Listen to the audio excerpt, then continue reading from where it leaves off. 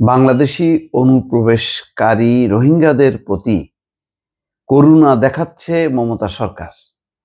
আচ্ছা বলেন, এভাবে বক্তব্য দেওয়া মানে হচ্ছে বাংলাদেশের প্রতি একটা অবজ্ঞা করা, অসম্মান করা।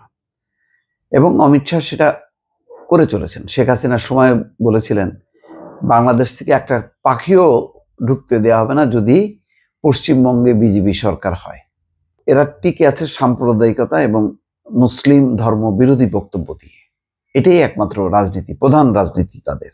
এবং এই নিয়ে তো মার্কিন একটা সরকারি সংস্থা তারা রকে নিষেধাজ্ঞা দেওয়ার বা নিষিদ্ধ করার সুপারিশ করছে। কেন? এই হচ্ছে ভিন্ন মত, ভিন্ন ধর্মের প্রতি বিদ্বেষ প্রসূত কর্মকাণ্ড করে এবং হত্যা পর্যন্ত চালায়। তো আজকে দেখেন অমিত শাহর কণ্ঠ কি বলছে। লোকসভায় সে এই অভিবাসন এবং বিদেশি বিল 2025-এর জবাবি ভাষণে দাবি করেন জমি সমস্যার জেরেই পশ্চিমবঙ্গের সীমান্তে বেড়া দেওয়া যাচ্ছে না। মমতা বন্দ্যোপাধ্যায় সরকারের দিকে আঙুল তুলে বলেন, আমরা প্রায় 2200 কিলোমিটার ভারত বাংলাদেশ সীমান্তে বেড়া দিচ্ছি। বেড়া দেওয়ার জন্য মাত্র 450 কিলোমিটার এলাকা বাকি আছে এবং পশ্চিমবঙ্গ সরকার বেড়ার জন্য জমি দিচ্ছে না। আমরা 11টি চিঠি লিখেছি এবং রাজ্য কর্মকর্তাদের সঙ্গে 7 দফা আলোচনা করেছি, কিন্তু তারা এখনো জমি দিচ্ছে না। ক্ষমতাসীন দলের কর্মীরা গুন্ডামিকে প্রশ্রয় দিচ্ছে। দক্ষিণ 24 পরগনা জেলা দিয়ে সবচেয়ে বেশি অনুপ্রবেশ হচ্ছে।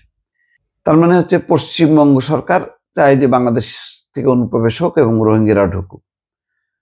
মনোভাব দেখেন তাদের।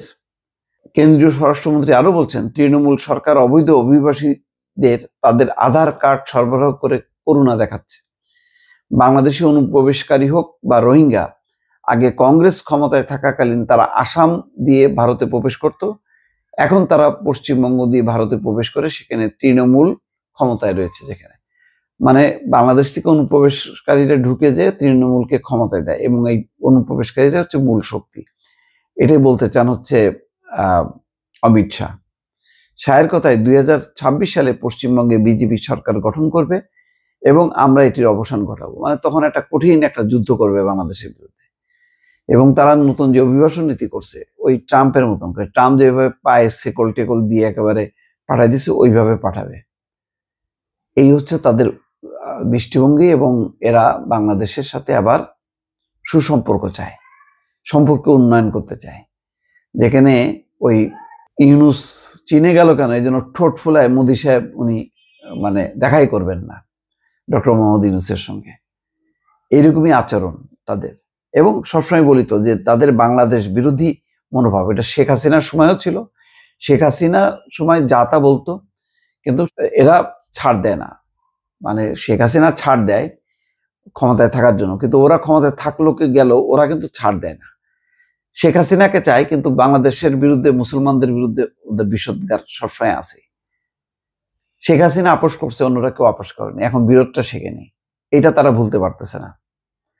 এখন বাংলাদেশ থেকে অনুপ্রবেশকারী মানেটা কি? বাংলাদেশ থেকে গরিব মানুষ যায়, ভারতেরও গরিব মানুষ বাংলাদেশে আসে। এটা তো এক সীমান্ত এলাকায় যাদের আছে তাদের স্বাভাবিক। কিন্তু এটা কি এমন যে বাংলাদেশ থেকে ঢল নামছে? বাংলাদেশের জনগণ কি মনে করে যে ভারত একটা আমেরিকা, ইউরোপ, যে ওখানে গেলে একদম স্বর্গ পাওয়া যাবে? তা তো মনে করে না। তারা ওই ভিসা টিসা এই সমস্ত জটিলতা এড়ানোর জন্য গরিব মানুষ যেটা হয় তারা আসা যাওয়া করে। এটা ওদের দেশের লোক আসে, আমাদের দেশের লোক আসে। আমাদের দেশ থেকে লোক গেলে হয়ে যায় অনুপ্রবেশকারী, ওদের দেশ থেকে লোক যখন আসে তখন অনুপ্রবেশকারী না। আর বাংলাদেশিদের সঙ্গে রোহিঙ্গাদের মিলায় এমনভাবে উক্তিগুলি করে যেটা বাংলাদেশকে একটা অসম্মান করার সামিল। এটা করেই যাচ্ছে তারা, এটা থামবে না তারা। দর্শক ভালো থাকবেন, আল্লাহ হাফেজ।